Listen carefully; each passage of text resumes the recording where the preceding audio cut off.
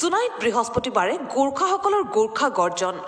অসমত বসবাস কৰা গোৰ্খাসকলৰ বিভিন্ন সমস্যা সমাধান কৰাৰ দাবীত গোৰ্খাসকলে অনুষ্ঠিত কৰে গোৰ্খা গৰ্জন নামৰ এক প্ৰতিবাদী সভাৰ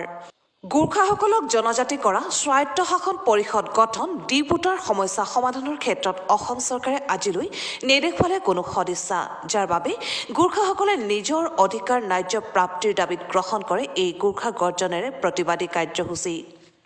আগন্তুক বিধানসভা নিৰ্বাচনত অসমত বসবাস কৰা 25 লাখ গোৰ্খা ইয়াৰ উচিত প্ৰত্যুত্তৰ দিবলৈ সাজু বুলি এই সভাতে ঘোষণা কৰে গোৰ্খা ছাত্ৰ সন্থাই ধেমাজি জিলা গোৰ্খা ছাত্ৰ সন্থাৰ উদ্যোগত জনাই উচ্চতৰ মাধ্যমিক বিদ্যালয়ৰ খেলপথাৰত কেইবা শতাধিক গোৰ্খা পুৰুষ মহিলা আৰু ছাত্ৰ কৰ্মীয়ে অংশগ্ৰহণ কৰে এই গোৰ্খা গৰ্জন কাৰ্যসূচীত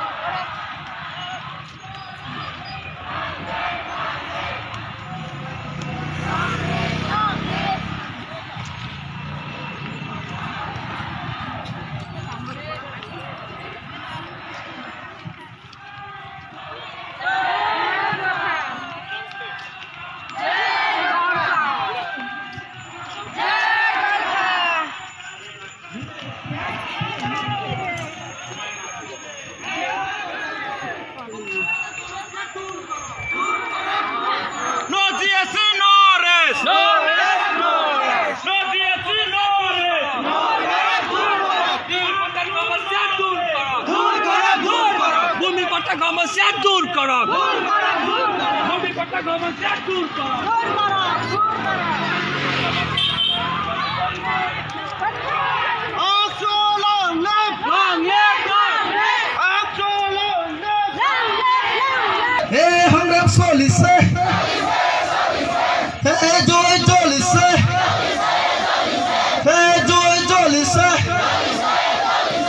কাটা যাব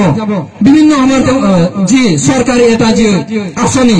পিএমজিএসৱাই ঘৰৰ পৰা আৰম্ভ কৰি তেওঁলোকৰ বিভিন্ন যে সৰকাৰি আঁচনিৰ পৰা তেওঁলোকৰ নাম কাট খাই গৈ আছে আধাৰ কাৰ্ড নথকাৰ বাবে বুলি আমি আপোনালোকক ইমান জনাই আছো আমি আপোনালোকক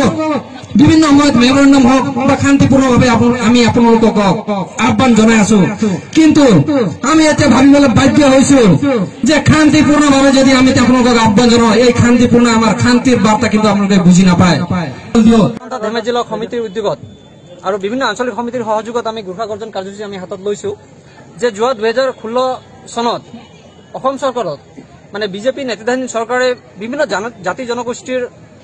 মাজত মানে এটা পৰিৱৰ্তনৰ স্লোগান দি তেওঁলোকে শাসনভাৰলৈ আহিল আৰু গোৰ্খা জনগোষ্ঠীৰ বিভিন্ন সমস্যা তেওঁলোকে পূৰণ কৰাৰ তেওঁলোকে প্ৰতিশ্ৰুতি দিছিলে আৰু তেওঁলোকৰ নিৰ্বাচনী ইস্তাহাৰত এই গোটেইখিনি প্ৰকাশ কৰিছিলে তেওঁলোকে তাত বিশেষকৈ আমাৰ ডিপুটাৰ সমস্যা আছিলে কিন্তু আজি আমি দেখিবলৈ পাইছো তেওঁলোকৰ যি এই প্ৰতিশ্ৰুতি এই প্ৰতিশ্ৰুতি তেওঁলোকে একোটা প্ৰতিশ্ৰুতি পালন কৰা নাই ডিপুটাৰৰ সমস্যা তেওঁলোকে যিটো এটা সমস্যা সমাধান কৰিম বুলি তেওঁলোকে প্ৰতিশ্ৰুতি দিছিলে কিন্তু আমি দেখিবলৈ পাইছো যে মাজত তেওঁলোকে উল্টা আমাক বাংলাদেশী খজুৱাই আমাৰ সহজ সৰল যি গোৰ্খাসকলক বাংলাদেশলৈ খেদি পঠিওৱাৰ এটা তেওঁলোকে ষড়যন্ত্ৰ আমি ৰচনা কৰা আমি দেখিবলৈ পাইছিলো ইয়াৰ পিছতো যদি তেওঁলোকে তেনেধৰণৰ কোনো ব্যৱস্থা গ্ৰহণ নকৰে আমি কিন্তু ইয়াতকৈ আমি গণতান্ত্ৰিক আন্দোলন আমি ল'বলৈ বাধ্য হ'ম প্ৰয়োজন হ'লে আমি পথ অৱৰোধ আমি কাৰ্যসূচী গ্ৰহণ কৰিম আৰু ভোট বৰ্জনলৈকে আমি কাৰ্যসূচী কিন্তু গ্ৰহণ কৰিবলৈ আমি বাধ্য হ'ম আৰু আমি এই চৰকাৰক কিন্তু আমি এটা সকিয়নি দিছো যে যাতে তেওঁলোকে আমাক সহজ সৰল বুলি তেওঁলোকে ভাবি নাথাকে ইয়াৰ মাজত যে আমি দেখিবলৈ পাইছো তেওঁলোকে আমাক প্ৰতাৰণা কৰি আছে আৰু যদি আমি প্ৰয়োজন হয় তেতিয়াহ'লে আমি কিন্তু ভোট বৰ্জন আৰু বিজেপি চৰকাৰক আমি বয়কট কৰাৰ আমি সিদ্ধান্ত গ্ৰহণ কৰিব পাৰো এই বিষয়ে আমাৰ কেন্দ্ৰীয় সমিতিৰ লগত আমাৰ আলোচনা হৈ আছে।